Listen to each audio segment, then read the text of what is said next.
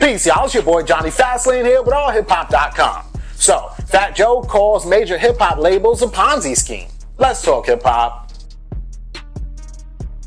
Alright, Joe, this situation is crazy, right? Because recently Fat Joe did an interview where he called major record labels a Ponzi scheme, right? I mean, basically explain how the money does not equal to the numbers, right? He says, how are artists streaming so much? How are the numbers so huge? And if people say that numbers don't lie, then why does the money not coincide with it, right? He said that he even spoke to J-Lo once upon a time, and that J-Lo was saying that, yo, it's hard to make money out here in these streets. He says that the way to go is independence, right? Once he realizes that he had money too, he decided to self-fund all his projects. He said that he would go to Yugoslavia or China or whatever for like a month or two, go on tour, then come back to the US and spend that money on his own self, making his own album and projects and just putting it out, right? He said that he was in a position where he could go independent and the look of his music videos or just his whole character would not change based on the fact that he's independent and not signed to a major record deal, right?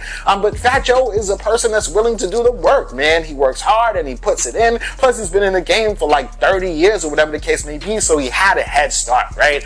Some artists don't know how to do it. Some artists don't know how to put in the work. Some artists will rather have a major record deal or a major record label do that work for them. So it's all about what type of person you are, which makes you the type of artist that you are, right? So shout out to Fat Joe for realizing that for himself. And yeah, I mean, other artists do it too. Russ, Young Dolph, recently Brent Faiyaz did a $50 million deal with United Masters because he wanted to stay independent. So there are artists out there that do it, but a lot don't. But yeah, let me know what y'all think about this in the comments.